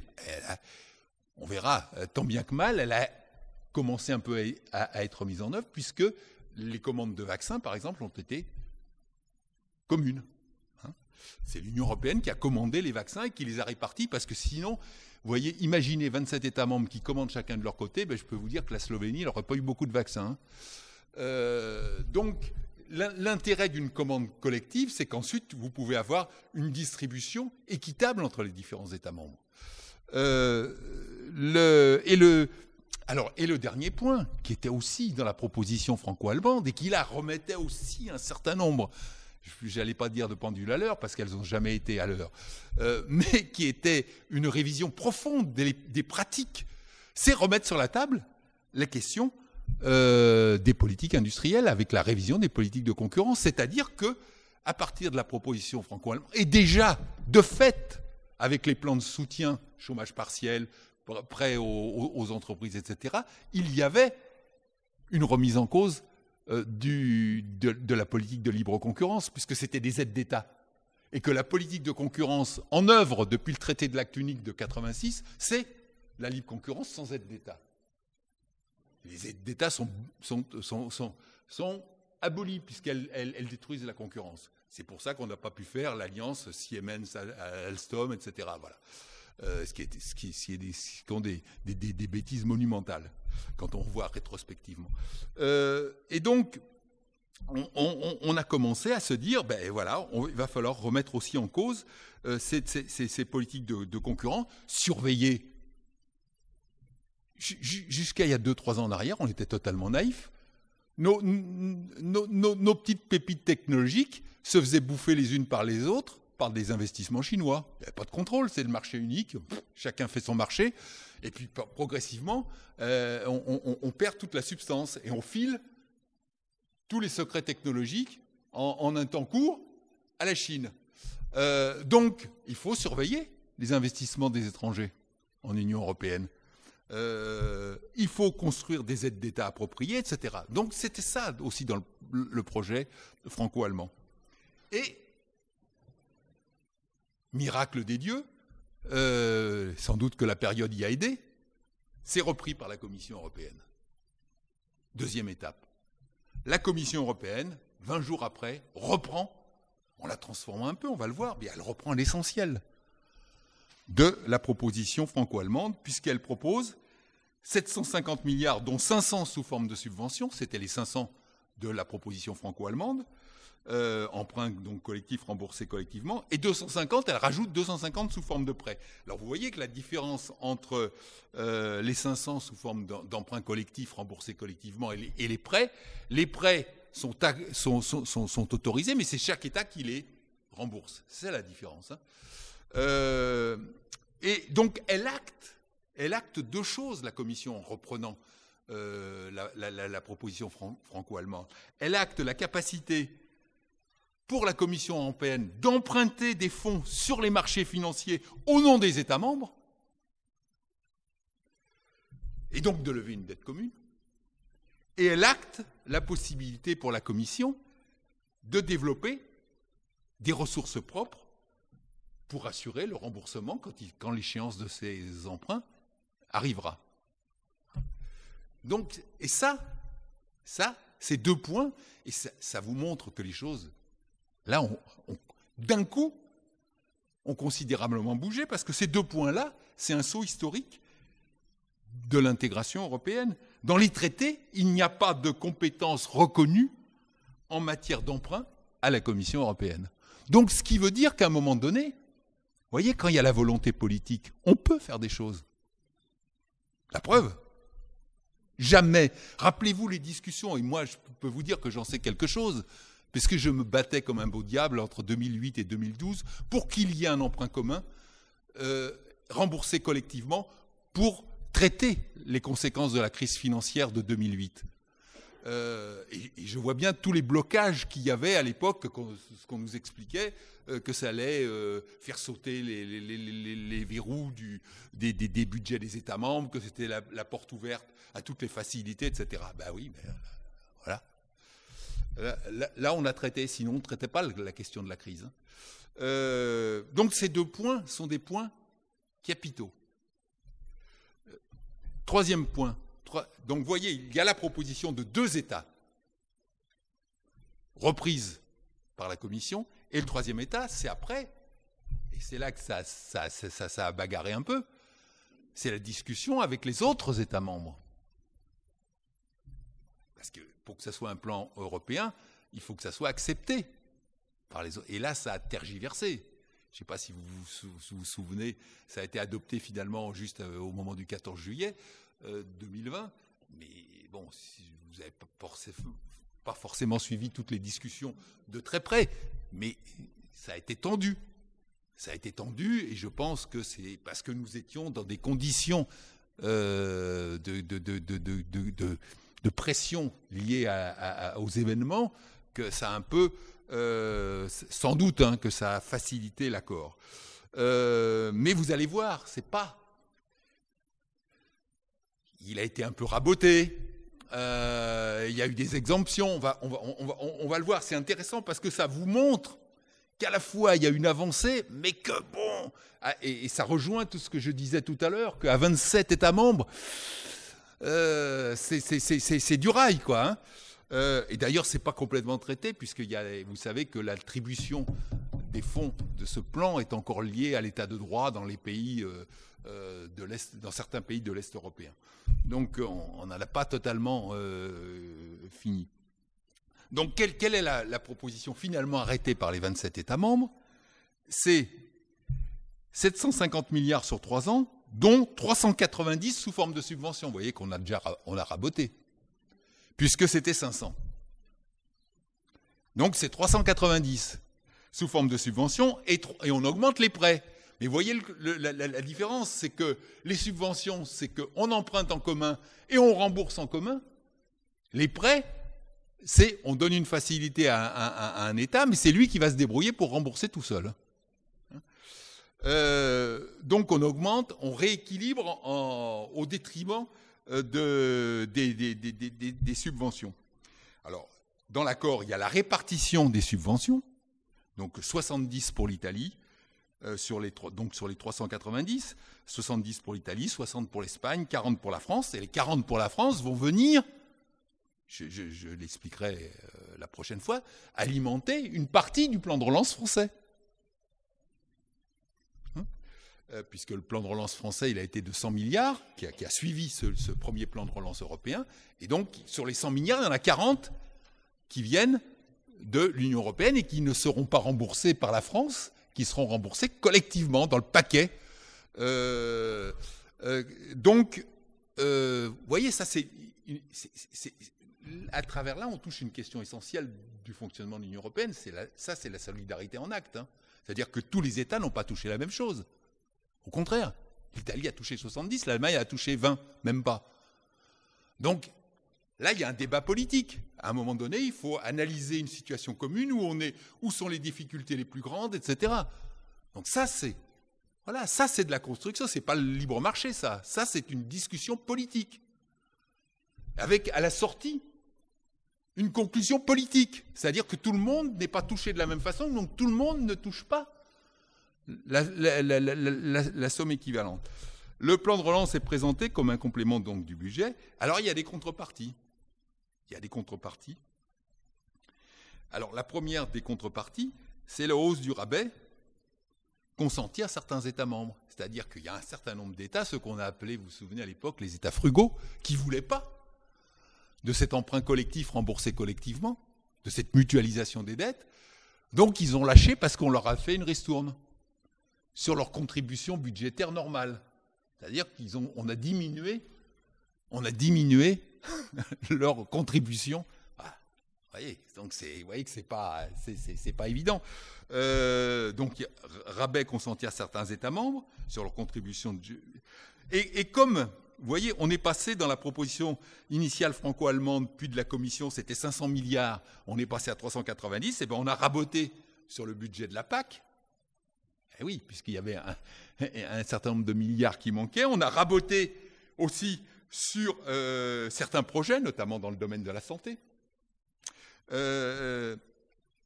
Et ça, à la limite, le dernier élément que je vais citer était normal.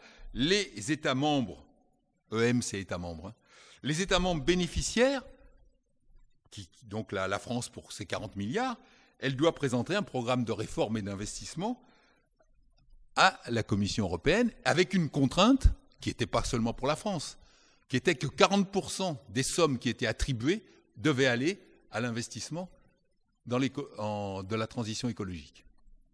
Ça, c'était une contrainte. Et bien sûr que ce plan de relance, donc adopté au mois de juillet 2020, devait ensuite être approuvé par les parlements européens, puis les parlements nationaux, ce qui a mis pratiquement un an. Hein, ce qui fait que le plan, il n'est pas rentré en action immédiatement, puisqu'il fallait que tous les parlements nationaux finissent par l'accepter. Donc, je termine ce point-là, puis après on ouvre la discussion. Les interrogations et critiques. Voilà, les interrogations et critiques par rapport à ça. Premier point, de mon point de vue, c'est moi l'analyse que j'en fais, c'est une insuffisance des fonds. 750 milliards, dont seulement 390 en subventions, à comparer au budget de la transition écologique. Je vous l'ai donné pour que vous ayez une idée de l'importance des fonds à mobiliser pour, ne seulement sur la question de la transition écologique. Je ne parle même pas de la question des services publics, etc. Tous les cabinets d'études, qu'ils soient publics, privés, en gros, disent l'effort budgétaire à consentir en termes d'investissement sur la seule transition écologique, à l'échelle de l'Union européenne, c'est 1 000 milliards par an sur 10 ans. Voilà, à peu près. Ce qui représente, j'en parlerai quand je parlerai du plan de relance, ça fait 60 milliards par an pour la France, sur 10 ans, que pour la transition écologique. Donc ça vous donne une idée, c'est juste pour que vous ayez une idée des masses financières qui sont en jeu. Et donc, vous voyez, quand on arrive avec 390 milliards sur 3 ans, c'est juste, hein, puisque c'est 1 000 milliards par an sur 10 ans qu'il nous faut, à peu près. Les conditions de remboursement, ça, c'est pas, pour l'instant, on a acté l'idée que sur ces sommes mutualisées, c'est l'Union européenne qui rembourserait collectivement. Mais pour l'instant, c'est pas demain matin. Les premiers remboursements, c'est pas avant 2028, donc on a le temps. Mais donc il y a plusieurs pistes qui sont sur la table, mais on n'a pas tranché. Alors je les ai remis les pistes. Hein. Le Parlement propose, j'ai mis enfin une taxe sur les transactions financières. Vous vous souvenez? La taxe sur les transactions financières, on en a parlé il y a plus de 10 ans. Toujours au fond du trou, hein, pour l'instant. Donc là, on en reparle, parce qu'il va bien falloir trouver les ressources, puisque c'est l'Union européenne qui devra rembourser ces emprunts. On reparle d'une taxe sur les géants du numérique, une taxe carbone aux frontières, une assiette commune de l'impôt sur les sociétés. Parce que, j'en profite pour faire une parenthèse pour que vous compreniez bien, sur ces questions d'harmonisation fiscale et sociale. Où il y a une divergence, notamment sur l'impôt sur les sociétés, c'est pas seulement sur le taux. Je vous disais tout à l'heure, l'Irlande, jusqu'à maintenant, c'est 12,5, la France, c'est 25, je ne me souviens plus, l'Allemagne, c'est 28. Donc il y a une différence déjà sur le taux. Mais je dirais la différence la plus importante entre les États et qui explique l'optimisation fiscale, c'est la différence dans l'assiette. C'est-à-dire, qu'est-ce qu'on met dans l'assiette de l'impôt sur les sociétés? Et vous voyez bien que selon ce qu'on y met, et si l'assiette elle est différente d'un État à l'autre, eh bien il suffit pour les grandes multinationales d'aller déclarer une activité dans l'État voisin, indépendamment du taux d'ailleurs, puisque dans l'assiette du voisin, par exemple, telle ou telle opération ne sera même pas imposée. Donc, quand on parle d'harmonisation fiscale, il y a la question du taux, qui est la question la plus visible, mais il y a la question de l'assiette de l'imposition. Voilà. Donc, ça, c'est sur la table. Vous voyez que les questions, elles sont... et la dernière remarque critique que je fais, c'est l'absence de perspective de moyen-long terme. Quel chemin vers le plan climat annoncé par la Commission ? Parce que là, on est, encore une fois, sur un plan qui va durer 2-3 ans. Mais la transition, c'est 10 ans au moins. Donc, qu'est-ce qu'on fait après le plan ? Moi, j'aurais bien aimé qu'on ait des jalons pour nous dire...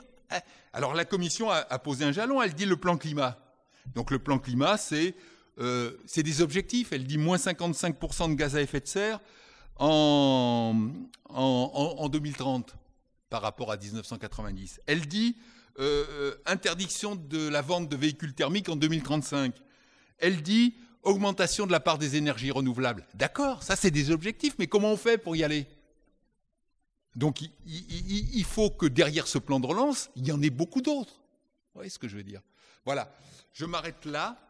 Je continuerai la prochaine fois avec le plan de relance français, avec la question de la dette publique qu'on va décortiquer dans tous les sens, mais qui résume un peu ce que j'ai dit sur les questions budgétaires et monétaires. Vous voyez bien que dans la question de la dette publique, il y a la question du montant budgétaire et il y a la question du taux d'intérêt.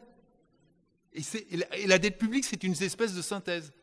Voilà, donc vous pouvez y aller dans toutes les questions que vous voulez, que ce soit des questions sur l'économie, sur le citoyen, on discute, quoi.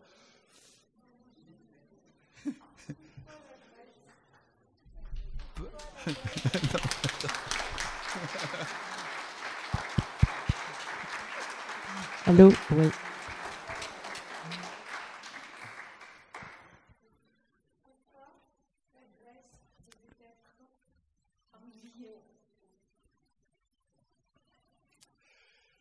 Pourquoi ? Parce que le problème, non, c'est pas qu'elle devait être bousillée, c'est que la Grèce, vous allez comprendre, quand il n'y a pas d'intervention, comme il y a eu là, de la Banque Centrale Européenne,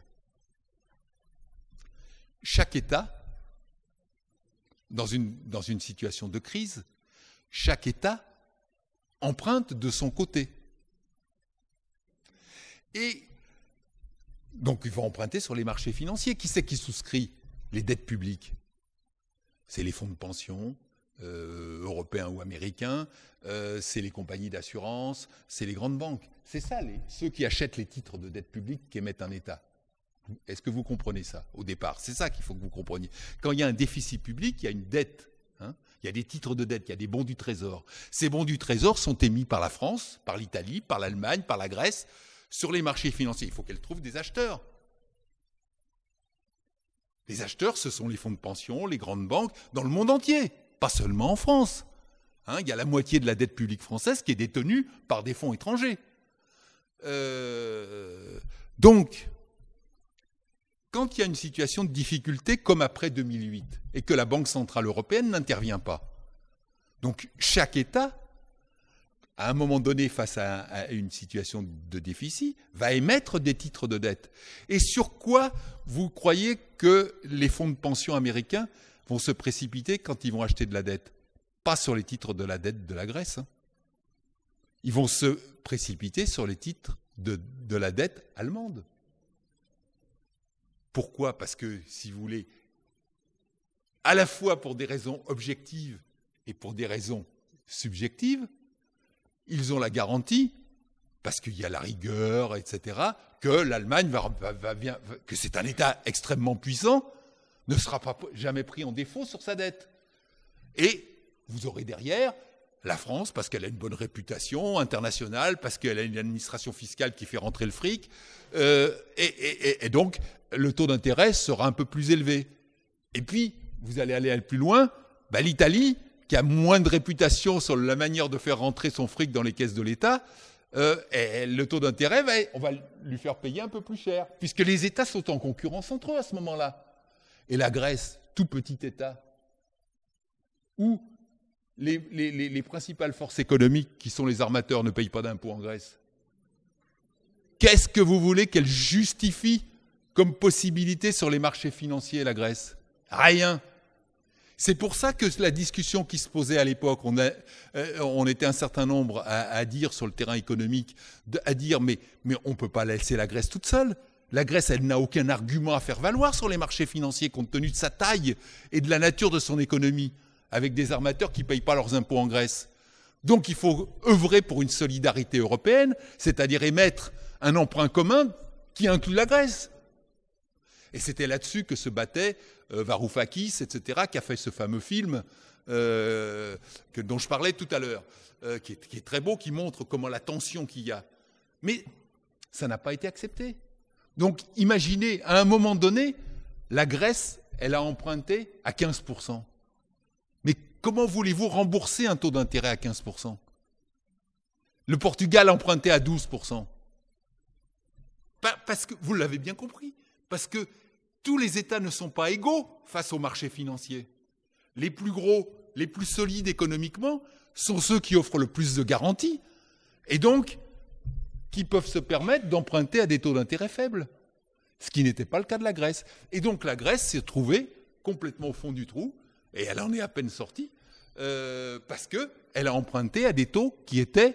et comme il y avait les règles européennes avec le traité de stabilité qui l'obligeaient à maintenir dans les années suivantes, à revenir à l'équilibre budgétaire, elle a sapé dans toutes ses dépenses publiques, donc elle a ruiné ses services publics. Voilà.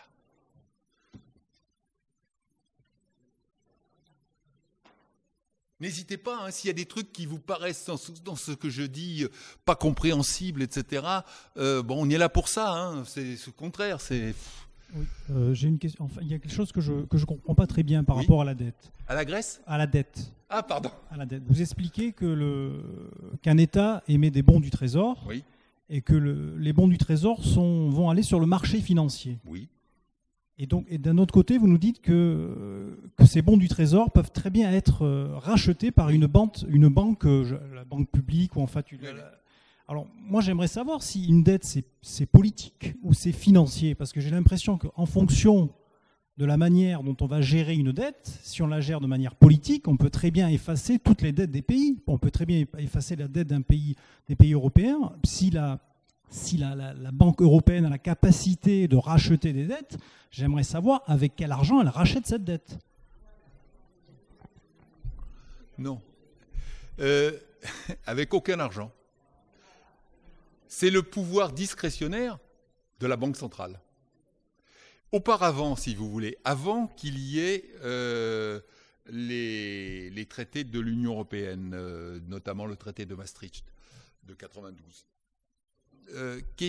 et que même, ça avait commencé à bouger un peu avant dans les différents États. Mais qu'est-ce qui s'est passé en France, en gros, pendant les 30 Glorieuses ?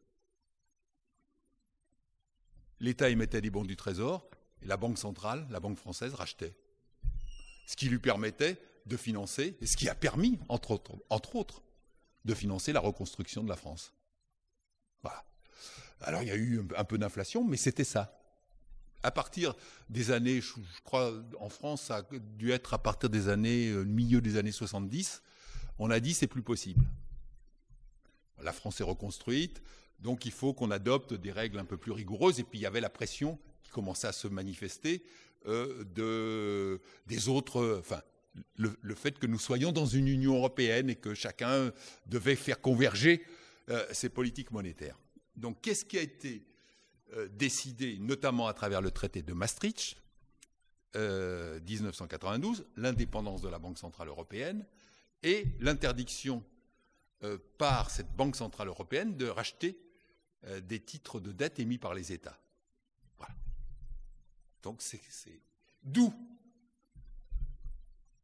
ce que je viens d'expliquer pour la Grèce et ce qui s'est passé après de la crise de 2008, mais ce qui se passait de manière plus soft avant. Là, ça a éclaté au grand jour parce qu'en 2008, d'un coup, il y a une crise financière.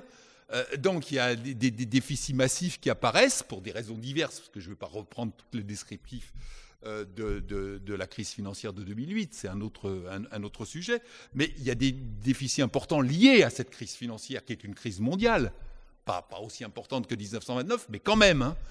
Il y a quand même des dizaines, plusieurs dizaines de millions de ménages américains qui se sont retrouvés incapables de rembourser leurs dettes, pour vous donner quand même une image. Hein. Ça, on le voit bien dans, je ne sais plus, Nomadland, tiens, pour ceux qui aiment le cinéma, qui se retrouvent dans les bungalows. Il faut quand même voir ça, la conséquence de la dette de la crise de 2008. Parce qu'ils n'ont pas pu rembourser ces fameux prêts, ce prime qu'on leur avait mis sous le nez. Donc, qu'est-ce qui se passe ? Je viens de l'expliquer. Chaque État qui est en déficit émet des bons du Trésor et essaye de les placer sur les marchés financiers. Et selon son potentiel objectif et subjectif estimé par les marchés financiers, le taux d'intérêt qu'on va lui faire payer sera plus ou moins élevé. Donc, jusque-là, on est d'accord. Et entre 2008 et 2012, la Banque centrale européenne est intraitable. C'est comme ça que ça se passe. Donc, on a des divergences de taux d'intérêt extrêmement importants. J'ai donné quelques exemples pour les États extrêmes, le Portugal, la Grèce, etc. Et donc, c'est pour ça qu'ils vont mettre 10 ans à se sortir du marasme. Qu'est-ce qui se passe au contraire en 2020 ? Changement de fusil d'épaule complet. La Banque centrale européenne, elle dit « je vais racheter des titres de dette ». Mais attention, là, il y a une subtilité qu'il faut que vous compreniez qui va répondre totalement à votre question, je pense. C'est que les traités, je vous l'ai dit, depuis 1992, les traités interdisent le rachat d'une dette d'un État par la Banque centrale européenne. Mais, c'est là où c'est subtil, et vous voyez que quand on veut, on peut. Ça, c'est le traité, c'est-à-dire qu'au moment où l'État émet sa dette, et même y compris en 2020, l'État français émet ses bons du Trésor, ce n'est pas la Banque centrale européenne qui les rachète, c'est les marchés financiers. Sauf qu'ils savent, les marchés financiers, que derrière, la Banque centrale, une fois que ces titres ont été achetés par les fonds de pension, les compagnies d'assurance dans le monde entier, la Banque centrale, derrière, elle va racheter aux fonds de pension, aux compagnies d'assurance, la dette qu'ils viennent de souscrire. Donc, on respecte la forme des traités, vous voyez ? On respecte la forme des traités, c'est-à-dire qu'au moment où la dette est émise, elle n'est pas rachetée en direct par la Banque centrale européenne. Elle est rachetée sur ce qu'on appelle le marché secondaire. Une fois que les fonds de pension, les compagnies d'assurance, les banques ont acheté la dette française, après, selon les besoins, la Banque centrale rachètera ces titres de dette aux fonds de pension sur les mêmes marchés financiers. Mais vous voyez que ça change tout. Parce qu'à partir du moment où tel fonds de pension sait qu'automatiquement, si la Grèce 2020 est en difficulté pour placer ses titres, la Banque centrale européenne va racheter au fonds de pension qui a souscrit aux titres de dette. Ça n'a pas du tout la même. Et c'est pour ça que les taux d'intérêt s'effondrent. Parce que tous les acteurs des marchés financiers savent que derrière, la Banque centrale européenne, sur ce qu'on appelle le marché secondaire, va racheter autant que de besoin les titres des différents États et selon sa propre analyse de la situation. C'est-à-dire qu'à un moment donné, elle va pouvoir racheter sur le marché secondaire beaucoup plus de titres de la Grèce, par exemple, en proportion que celui de la France. De façon à ce que les taux d'intérêt soient maintenus au niveau le plus faible possible. Voilà. Est-ce que c'est clair, ce que je viens de vous expliquer ? Donc, les traités interdisent le rachat de la dette primaire au moment de son émission. Mais ils n'interdisent pas le rachat au moment, sur les marchés secondaires, une fois que la dette a été souscrite. Et ça, c'est la seule initiative de la Banque centrale européenne. Et c'est pour ça que je vous disais tout à l'heure, ce qui est emmerdant, c'est qu'en 2008, elle ne l'a pas fait. En 2020, elle l'a fait. Donc ça dépend uniquement du président de la Banque centrale européenne, enfin du Conseil des gouverneurs. Et moi, j'aimerais bien qu'il y ait quelque chose qui dise, c'est pas seulement le Conseil des banquiers qui décide à un moment donné si on va racheter ou pas de la dette publique, qu'il y a des intérêts supérieurs. Par exemple, hier, l'intérêt supérieur, c'était traiter la crise sanitaire et éviter que l'économie s'effondre. Et demain, c'est éviter que la crise climatique dérape complètement et que nous soyons dans une civilisation invivable. Donc, il faudrait qu'il y ait une autre instance que le Conseil des gouverneurs. C'est pour ça que je dis qu'il faut réformer. Mais dans les modalités pratiques, est-ce que vous avez compris l'astuce, quoi, en quelque sorte, qui est qu'on respecte les traités, mais qu'on intervient sur un marché qui est le marché secondaire, de la revente, quoi, en quelque sorte. Ça, c'est vous qui... Oui, petite question ou grande question. On n'est pas seul au monde. Quand on aura réglé nos problèmes européens, ce sera vital aussi de voir ce qui se passe ailleurs. Parce que jusqu'à présent, les délocalisations, d'accord, c'était mauvais pour nous, mais ça rend des services à d'autres. Ça, c'est une question énorme, énorme.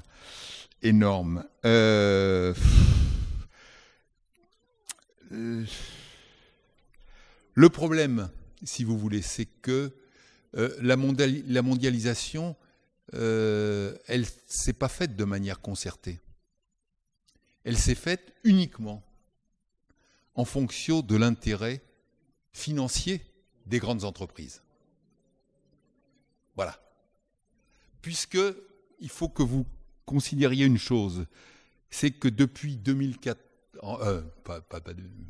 1980, avec le tournant de la mondialisation, de l'ère néolibérale, l'arrivée Thatcher-Reagan au pouvoir, le monde, il a complètement changé. Et la décision capitale qui a été prise à ce moment-là, dans ces années-là, dans les années 80, pour la France et l'Europe, c'est le traité de l'acte unique qui matérialise ça. C'est la fin du contrôle d'échange. C'est-à-dire qu'à partir de ce moment-là, où il n'y a plus le contrôle d'échange, on n'exporte plus des marchandises. C'est-à-dire que Renault n'exporte plus ses bagnoles. À partir du moment où il n'y a plus de contrôle d'échange, il exporte des usines. Et ça change tout. Parce qu'en exportant des usines, il va mettre le monde entier en concurrence. Ben oui. Il va aller forcément là où il va trouver une main-d'œuvre à peu près formée, mais qui va coûter 10 fois moins cher qu'en France. Et c'est ce qui s'est passé. Si vous regardez le paysage de l'automobile en France, notamment depuis 2000, c'est une catastrophe. Les délocalisations massives qu'il y a eu, aussi bien chez Peugeot que chez Renault, en mettant en concurrence les États. C'est-à-dire qu'on a été construire au Maghreb, on a été construire en Turquie, on a été construire en Chine, etc. Uniquement sur une question de coût. Pourquoi ça ? Parce que dans cet univers mondialisé, le critère principal qui permet de retenir les capitaux et de les attirer, c'est le taux de rendement. Vous voyez bien que l'année dernière, par exemple, Danone vous avez peut-être suivi un peu les péripéties quand on a changé de dirigeant. Danone change de statut.